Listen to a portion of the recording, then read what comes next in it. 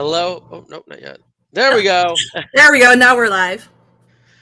Hello, and welcome to a very, very quick episode of a Democratic Republican walk into a bar. A bunch of different situations for both of us is going to make this a very quick episode. But this has been the first week of the Trump presidency, and we felt that we definitely needed to talk about it. So yeah, I'm your Republican host, Sean Hartman. And I'm your Democratic host, Cindy Banier. And yeah, it's 2025. It's been a what? Let it not be said. This was not an eventful week. I mean, love it or hate it, I this is mean, probably been the most eventful week of a presidency for sure. yeah, like that's one way to put it for sure. 500 executive orders and counting? Several hundred executive orders beyond my. I've lost track. I can't. I don't even remember all of them. Neither does And he, so it's neither did fine. here. So yes, lots of stuff happening. So what are I'm assuming you have thoughts with Oh the yeah, I president mean, these days? I just want to start off by saying I told you so, and this is what we said. And for everybody that was carping on about issues and blah, blah, blah, no, listen. Everything that's happening right now is exactly like we're actually kind of at like the worst case scenario for a lot of things. Yeah. Project 2025 was basically implemented by Trump in like one day, despite what he said on the campaign trail, despite the fact that he said that it wasn't his thing, blah, blah, blah. It is. It's worse than he even said. People tried to backtrack a lot of stuff that Trump was talking about, like, oh, he's not gonna pardon the violent Yeah. offenders or the people that beat up cops on January 6th, and he did. One of the He more pardoned disappointing ones everybody for but sure. 14. So no, we're kind of at like DEFCON like 1. So Yeah, well, yeah, he did talk about all of these in the campaign trail. A lot of these issues on the campaign trail, and some that weren't on the campaign trail, like the Gulf of America, which yeah, that fucking it's piece like of it's shit, a it's nothing burger distraction that just added to like the I what am the fuck is what happening pisses here. me I off feel about like. this is there's legitimately people in my party who are saying like, "Oh, now this Gulf of America, it's ours now. We can drill for oil wherever in the Gulf of America." I'm like, that's not how this works. Really? Yeah, Like kind of that's really it's sad. very it's Like frustrating. It's no. Like frustrating it's and just sad. a Yeah, name, everybody. Like you yeah, could. I actually saw like Gulf of Margaritaville. I'm like, fuck, that yeah. sounds great. Why didn't we go with that? That's better branding anyway. Um, Let's rename everything. Whatever. No, some of these things I feel like were kind of purposeful like tactics that were going to get people talking about stuff while other things were happening because there was Yeah. quite a lot of like technocratic stuff that came out in these executive orders, like the like establishing a military command center for North America. Well, Northcom's already existed. There's not Nope. a No. first off, and No. also that's I all. read the executive orders. I am telling you, Okay, it was the establishment of a brand new command center, for North as well America, which as putting yeah. troops to the border and Mm, releasing funds for camps. So yeah, no, this is like yeah. that's one of them. But that's just kind of like a very strange thing, and that has not gotten a lot of press, honestly, because I I don't have know. not heard that one actually, so I'm No, not because even people have familiar with it. not they don't know how to take it, and there's still questions as to like, well, can this really Mm, happen or whatever. But like for me, that was like red flag, red flag, red flag, mm. military troops on our borders, and compelling all states to comply with the like the military and allowing them to do things, and basically deputizing all state government agencies to do the bidding of the military. So It's we're kind of interesting because talking about a lot of like Democrats are police state. discovering the Kentucky and Virginia resolutions all of a sudden and realizing, hey, we're gonna not help you with this with interposition. I am of that camp. I'm a big believer in interposition, in which the state should not be forced to engage in federal government activities. But I am supportive of you putting military troops at the border and providing proper enforcement in that way. I think again the purpose of the military is to keep us secure. And so, if that's what needs to be done, that's what needs to be done. One of the ones that I'm wanting to watch. There's two I'm wanting to watch. The first is the FEMA reform executive order, where they're going to be studying what they're going to do there. I actually think that devolving that to the states and letting the states handle it with federal funding is a good option. I think that's good with Florida and North Carolina, but also with California, where you're getting a bunch of Republicans who are wanting to put strings attached to the relief there. And so if it was instead of FEMA, where the money comes from the federal government with the strings attached with whatever the federal government wants, it's just we're going to give you a block of money and then the state can do with it what they feel is necessary for that state in order to recover and provide relief. I personally think that's a better option, but it's interesting to see. That's how the vast majority of FEMA money works. The whole point of what we have right now with FEMA is that there are other things that are happening that you kind of need the federal government to be able to step in, because you may not have the cash liquid at the state level to do things, to do the search and recovery, to do the immediate electricity. And by the way, in a place that's hit by a natural disaster, they may not have the actual physical capacity to do it. So this is like stupid to me. This is stupid. It's petty politics.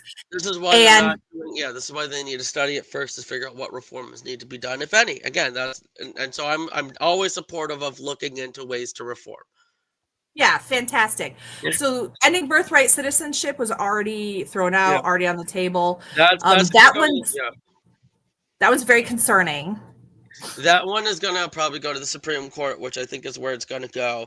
The interesting part of this argument is it comes down to the phrase subject to the jurisdiction thereof. And the argument from many is that if you're not a permanent resident here, you're not subject to that jurisdiction.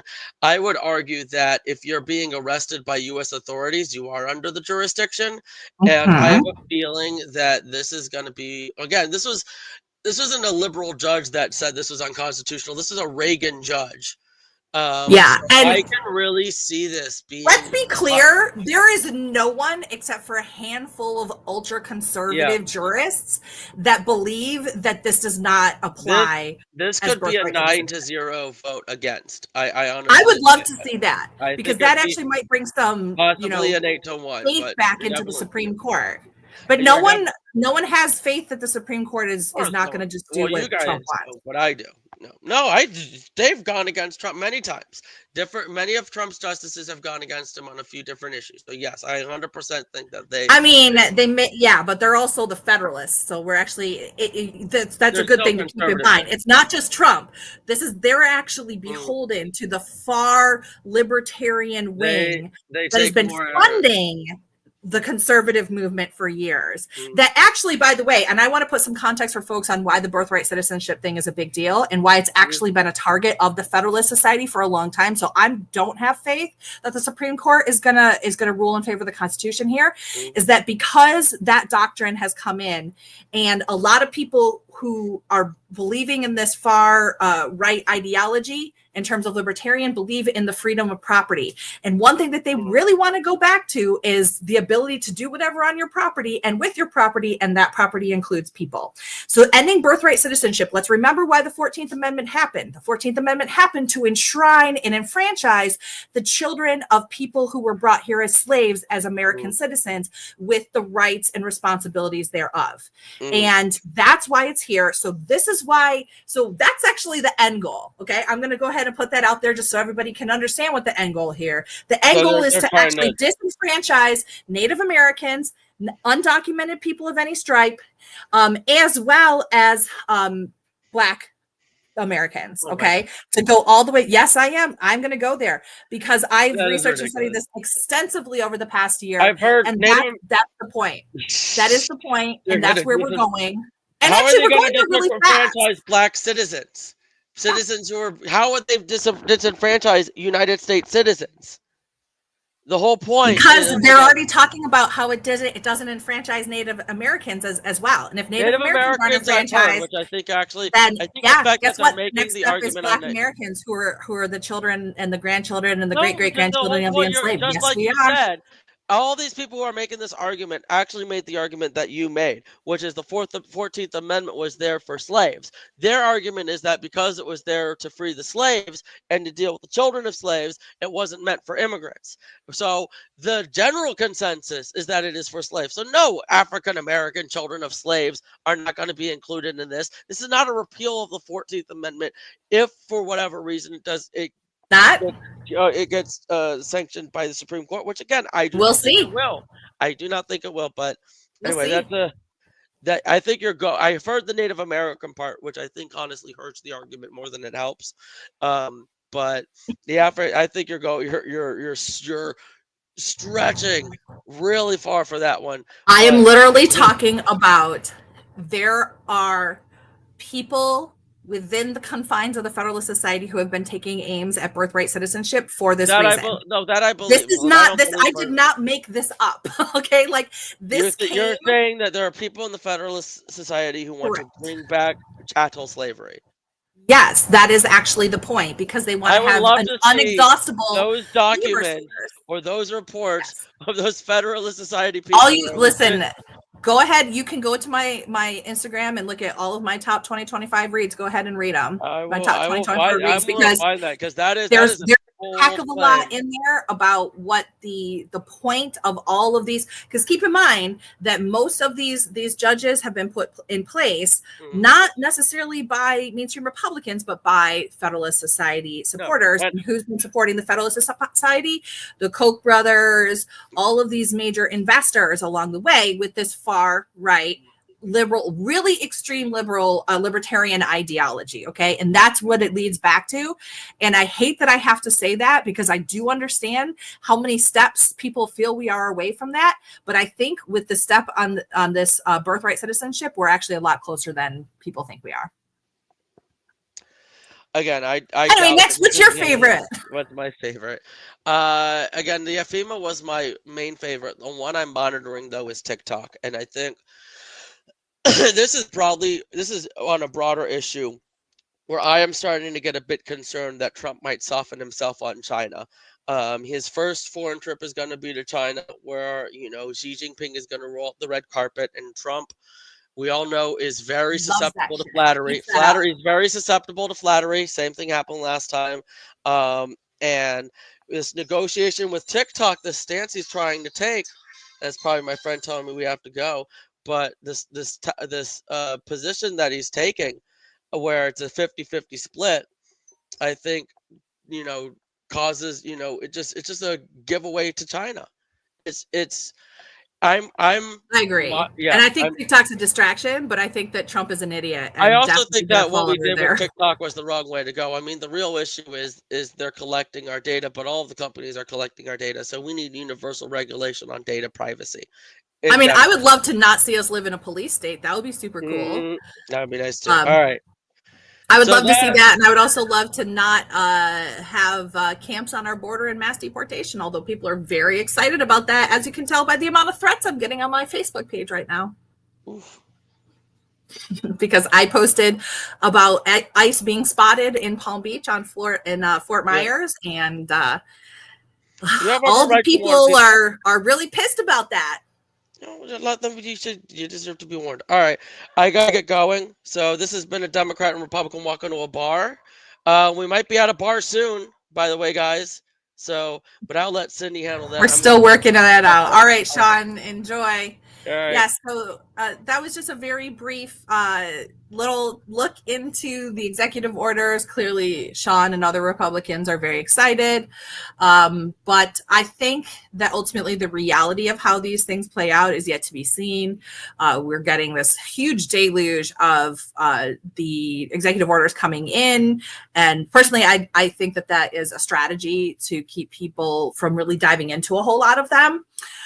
So I'm going to be talking about this more in the weeks to come on my regular podcast, Dr. Cindy Speaks, which is going to be coming out weekly on Tuesdays. Actually, this week's episode is going to be featuring an interview with Florida Congressional District 1 Democratic nominee, Gabe Valamont. That is Matt Gaetz' old seat, so that he resigned from in disgrace. And that is, we're going to be seeing the Republican primary coming up on this Tuesday. And we will see the election for that seat on April 1st. So we're going to be talking with Gabe Valamont on Dr. Cindy Speaks tomorrow. And we are hoping to have a new location here for a Democrat and Republican walk into a bar. If you do know an establishment that would be interested in hosting us Sundays at 4:30 p.m., do reach out. We would love love to bring the party to your establishment so we can actually sit and have a beer together and talk about these issues, because relationships are what makes democracy work, actually. And even though we can disagree, it's having a relationship and realizing the person across the table from you is actually a real live person and not somebody that has been dehumanized for political purposes. And I'm going to leave you with that thought. Thanks so much for joining us here. We hope that you will check out this show and all of the great shows that we have at Big Mouth Media on our website at bigmouthmediafl.com. You can subscribe and get all the information and the great things that we have in store for 2025 delivered right to your email box. So go ahead and check that out on bigmouthmediafl.com. Thanks so much for joining us at a Democrat and Republican walk into a bar. And I've been your Democratic host, Dr. Cindy Banyai. And we already said goodbye to our Republican host, Sean Hartman. We will see you next time. Bye-bye.